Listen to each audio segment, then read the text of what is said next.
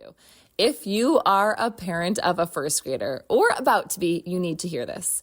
I have created, many of you know, the ultimate first grade on-demand course called First Grade Bootcamp, and it's designed to help your child grow into a confident, joyful reader while giving you the tools and the support you need to make it happen at home in just a couple minutes a day, using the science of reading research and making it very fun, efficient, and quick, like 10 to 15 minutes a day.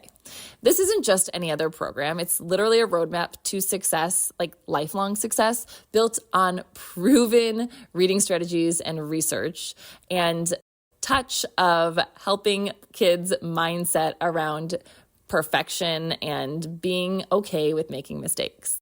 Because let's face it, teaching your child to read can feel really overwhelming. And that's why I built this course. And I am here for you. You don't have to do this alone. We're in this together. So if you've been waiting for the perfect time to invest in your child's future, this is it. Head to bigcityreaders.com, grab at the top, if you click all classes, scroll down to First Grade Bootcamp and enroll. Let's do this together.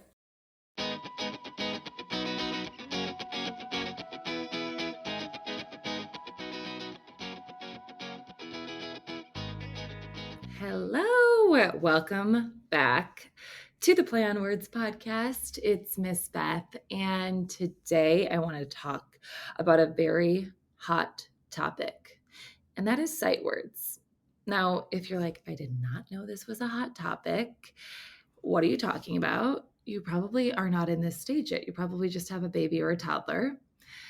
And that's okay, because I'm going to try to explain this in the simplest way possible. Okay, so sight words, I'll just start at like a high level explanation. So sight words, people will say, are very important for kids to master because this list of sight words make up 75% of the words used in beginning reading books, like books that you can decode, and decoding means like sound out a word like at when you look at it. They are known as, or they're also known as high frequency words or red words or snap words. And some people do it the right way, but many do not, because we often have been taught that sight words cannot be decoded and they just need to be memorized. And I am guilty of this. I'm so guilty of this. My first few years of teaching, I remember like saying like kids just needed to memorize more words and then they could read. But then something happened.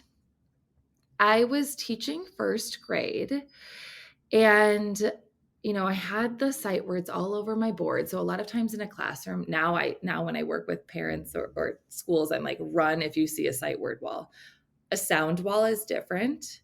Sound wall is great. Sight word wall, not so great. But I was teaching. Okay, I was teaching, and I had this student, let's call her Julia. That's not her real name.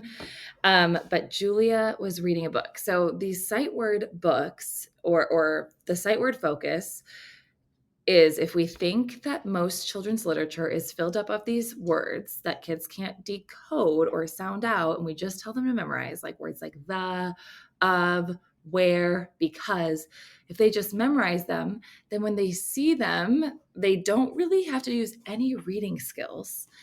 And they just know that word because they memorized it. It's the same thing same reason that they would know a shoe is a shoe, right? But they don't really know how to use it. So it's like as if you've seen a shoe all the time. You're like, I know that's a shoe, but you don't know how to put it on. Or like the importance of it, or like what to do in another situation. So, okay. So I was working with Julia, and the book she was reading, it had this repetition that you'll see in a lot of children's books that I'm hoping to fix so that this doesn't keep happening by writing more children's books. But it was a pattern. So it was like, I like to play with my dog. I like to play with my friend. And so if you memorize the first pattern and then the last word is what changes, and you look at the picture, you can take a guess at what that last word is.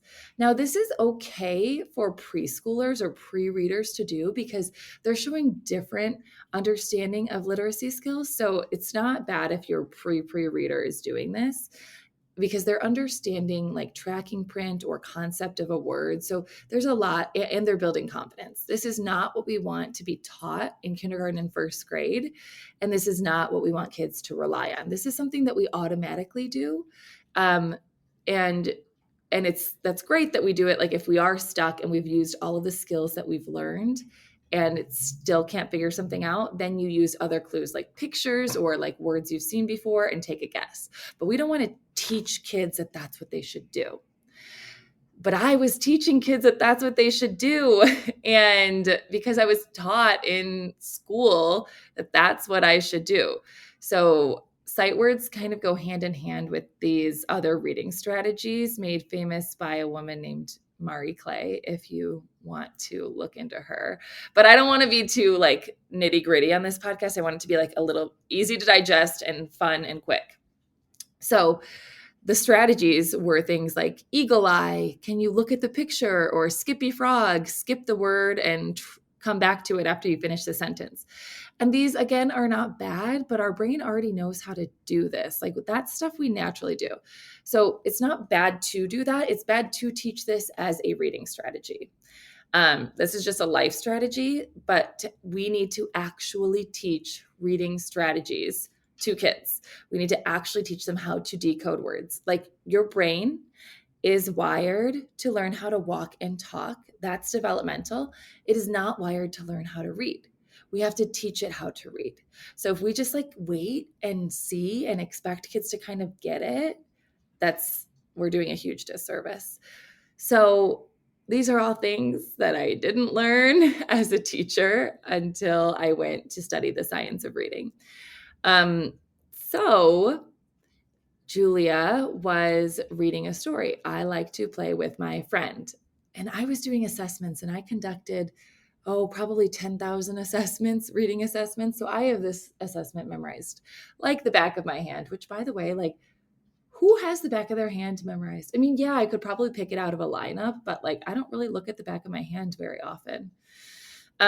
Anyway, so Julia was reading and I'm marking down the assessment that she's getting it. She's using the picture clues. She's using, she's able to touch each word that in the sentences she said, I like to play with and I even, initiated like, okay, look at the picture. What could it be? Now look at the first letter.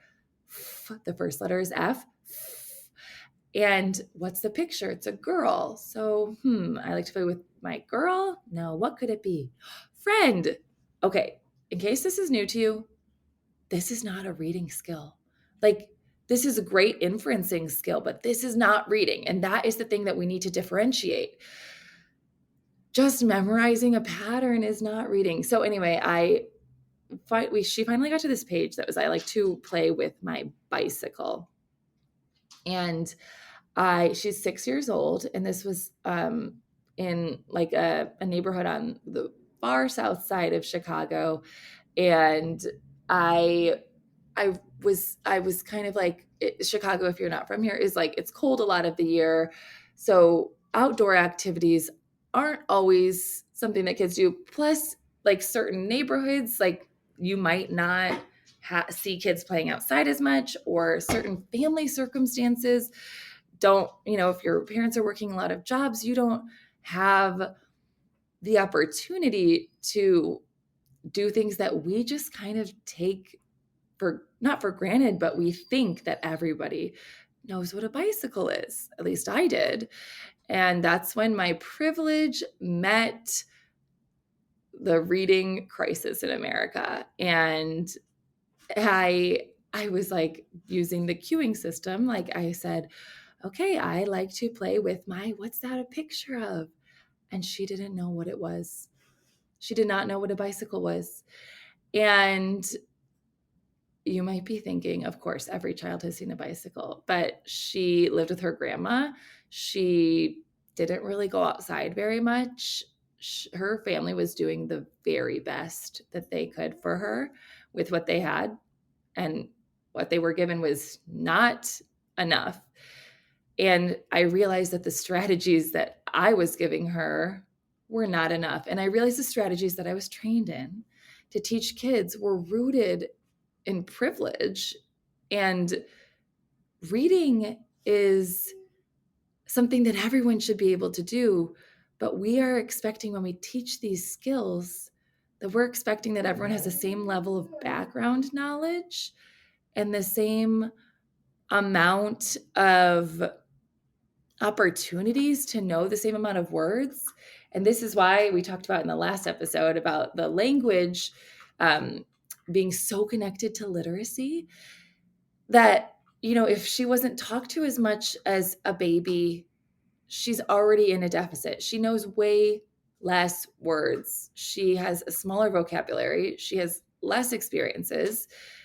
But that shouldn't mean that she doesn't read as well, because we can teach every child to actually read if we follow the science. So that's kind of spearheaded my journey of teaching. Sorry, my dog is being annoying. Of that spearheaded my journey of realizing I was not taught this, and I must, if I believe in changing the education system, if I believe in helping every single child and parent not feel so alone, that starts with not feeling isolated in reading. So I knew something was up, because all of a sudden it clicked to me, my 22-year-old self. It clicked, wait a minute, this isn't a reading skill if not everyone has seen the same amount of things.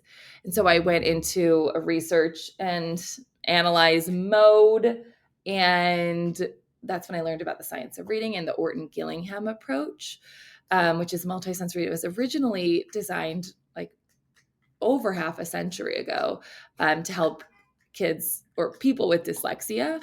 But then research has shown over the last 60 plus years that every child, every person benefits from learning to read in a systematic, structured way, which means like following a certain progression, and not just teaching kids to guess. So that's my backstory with sight words and the cueing system. So let's get back into sight words. So then sight words go along with this, because if you memorize a list of sight words, that's going to be 75% of the book. And then we teach the cue to look at the picture. So 75% you have memorized, and then you look at the picture. That's reading, right? Wrong. That is so wrong. And I want to make that very clear. But also, I am going to come for the universities that are still teaching this the wrong way. But it's not the teacher's fault if they don't know. It is if they know and don't speak up. But there is a lot to overcome in administration, and you have to advocate. You have to go so hard. Oh my goodness, why is my dog so whiny today? Okay. So sight words. Oh my goodness. Okay, so you'll start to see sight words. Actually, it almost made me cry yesterday on Instagram. Somebody sent me a message that said, my child's preschool is play-based, but I asked what their early literacy programming is, and they said that they've started to introduce sight words, and I literally almost cried. I felt so sick to my stomach, because this is like, playing is the most important part of preschool, and you can totally introduce play-based literacy games. That's what all of my courses are rooted in. All kids feel like it's fun. They're like, oh, I don't like to go to school, but I love Miss Beth's classes. And it's like, yes, because it can be both. It can be fun and also the right way, following the science of learning to read. So you should not see a list of sight words coming home to memorize. But if you do see a list of words, there is a right way to teach sight words. So, okay, I think that's the definition, pretty good definition of sight words. There's, people will tell you they don't follow basic phonics principles, so they can't be sounded out. And that it's an effective reading strategy for decoding unknown words for beginners. But it's not. It's if we get kids, so it looks like kids can read if they can memorize a bunch of sight words. And they're passing with flying colors in kindergarten and first grade. Or you might have a child who cannot get sight words and they're not doing well. I'm here to tell you that's great. That is great because you don't want this. You will miss the problems, the warning signs, the red flags. You will miss them because if they memorize 200 to 300 sight words by first, second grade, it looks like they can read. And the reason for this, that I think that if you're not really paying attention, because it really is hard for teachers to have to pay attention to everything and be an expert in every subject and behavior management and also be advocating and also like not have any breaks. Like there's so much. So I do not fault teachers for not noticing this.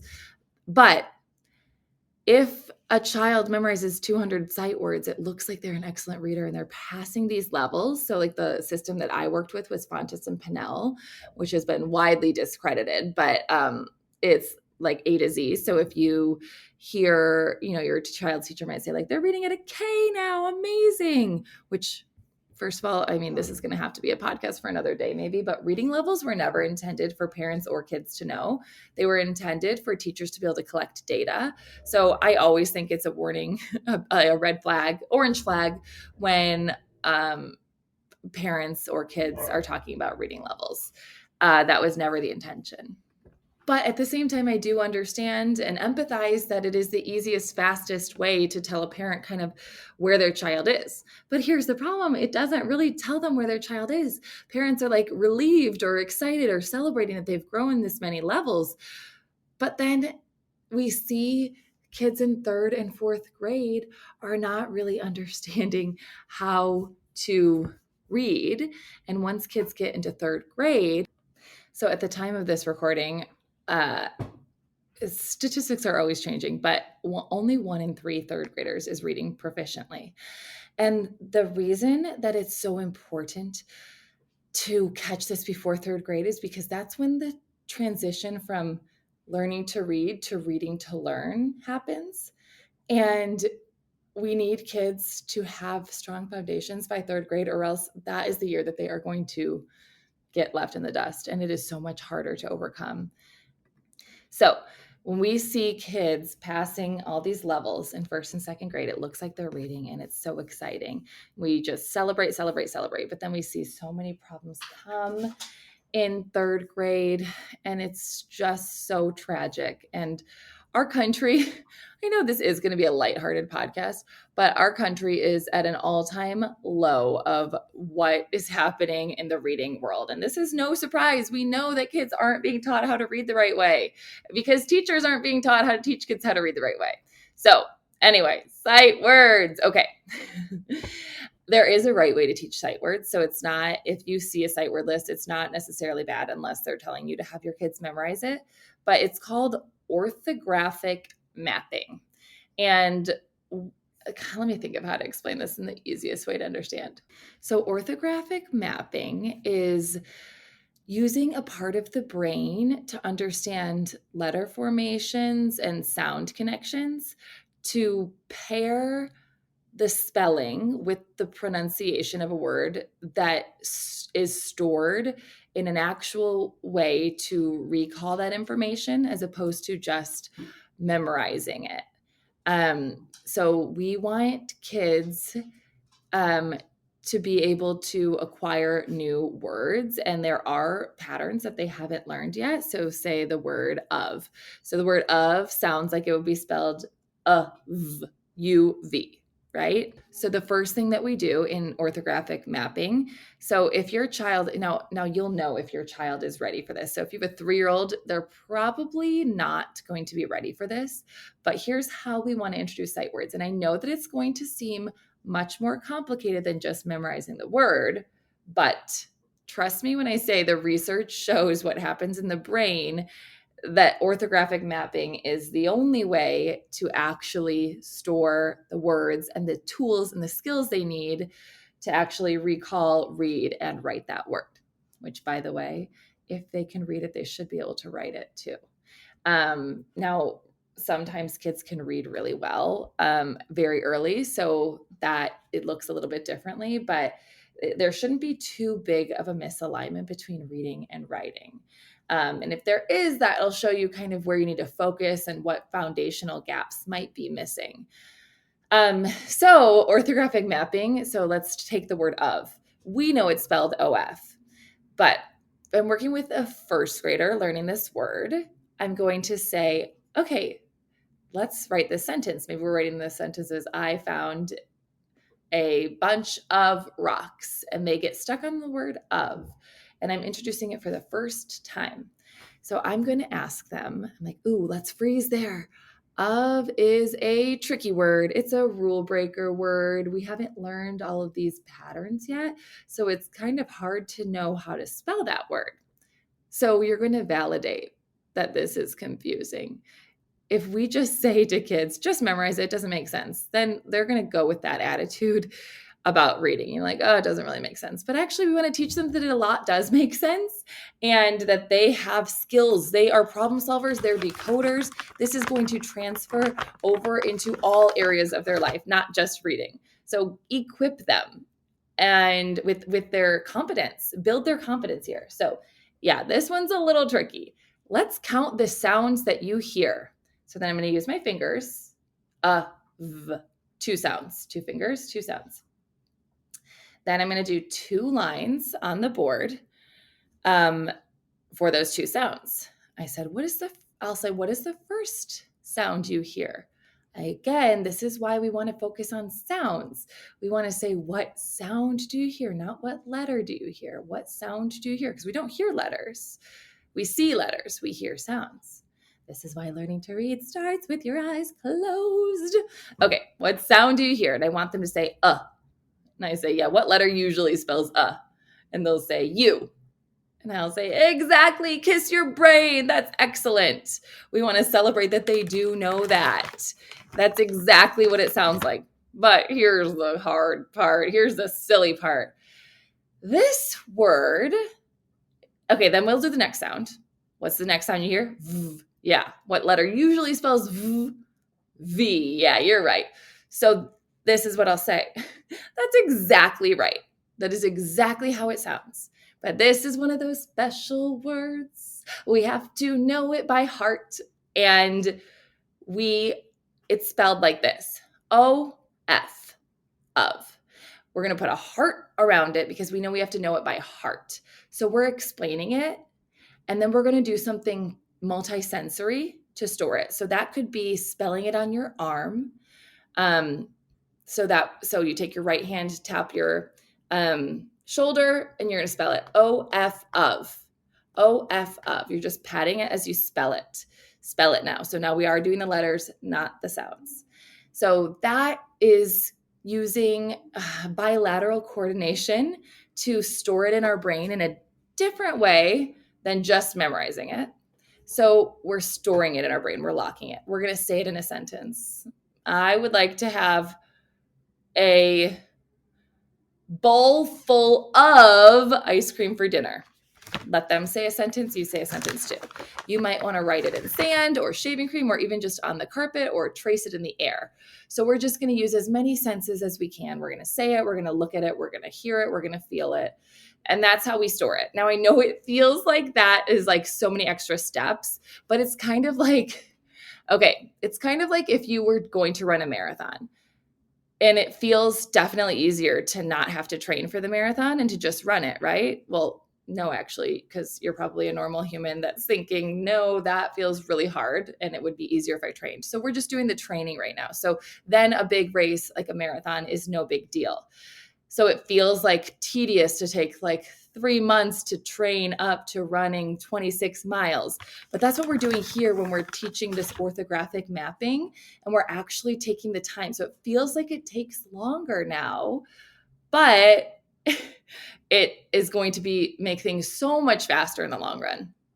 So that's what you do. And you can kind of teach yourself how to do this. It doesn't have to be very complicated. So if you have a child learning sight words, just think about what parts don't follow the rules to you. So if we have the word, let me think of another sight word, she.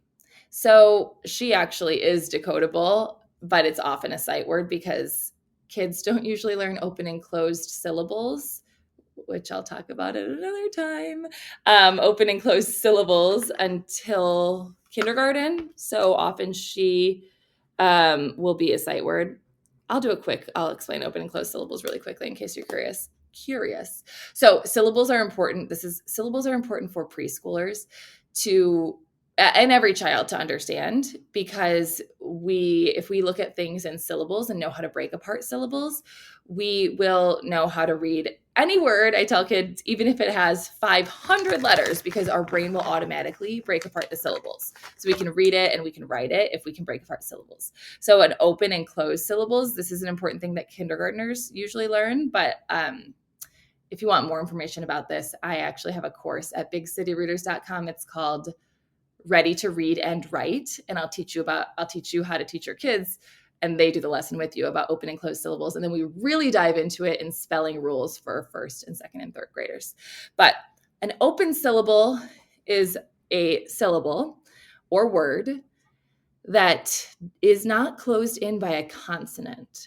So the vowel A-E-I-O-U is not closed in by a consonant. So that would be she. And when it's an open syllable, the vowel says its name. It's a long vowel instead of a short vowel. So that would be, if we teach short vowels first, that would be A is a, E is I is I, O is a, U is a. A-E-I-O-U. Did I do them all? And then their long vowel sound, the first one we teach, is that they say their name. So A is A, E is E, I is I, O is O, U is U. So when we see a syllable that ends in a vowel that is not closed in by a consonant, it's an open syllable. An open syllable means it says its long sound. So sh, E, two sounds, sh. SH is the digraph, that's one sound, and E. And know that it's going to be E and not because it's not closed in by a consonant. But if we close it in with a consonant, like add the letter D, the word is shed, sh-ed. And that means it's a short vowel sound because it's a closed syllable. Okay, so open and closed syllables. I don't even remember what I was talking about before this. Oh my goodness. What was the point? I have no idea. I lost my train of thought. This is why probably you should have a script to follow if you're doing a podcast. But that's just not how I do it. So anyway, that's why we teach orthographic mapping, open and closed syllables, all the things. But it's really important to lay that foundation. And it really feels tricky at first, and it feels tedious and long.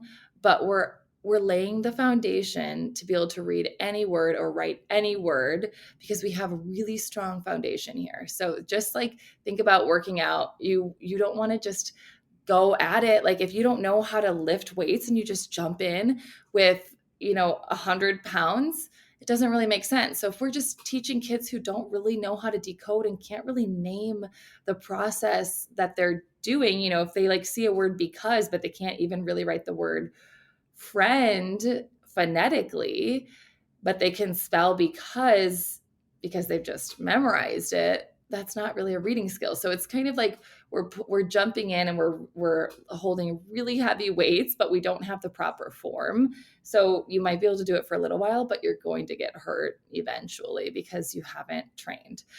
You might be able to run a couple miles in a marathon and be so proud of yourself, but you're going to be in a lot of pain later and you might not be able to finish if you haven't properly trained. So your learning to read muscles work just like your working out muscles and your learning to do anything else muscles. They need the foundations. And if we have strong foundations, then they're unstoppable. So don't skip the foundations, even if it feels tedious, even if it feels like your child doesn't need it, even if it feels like, oh my gosh, this is a lot of work. I'm here to tell you, I have been on the other side of tens of thousands of kids and teachers and parents, whether it's in schools in the United States, in Canada, in Turkey, whether it's a daycare, whether it's one-on-one clients, I am here to tell you the foundations matter more than anything. Take my word for it. Do not get Do not skip this, and do not just have your child memorize a word.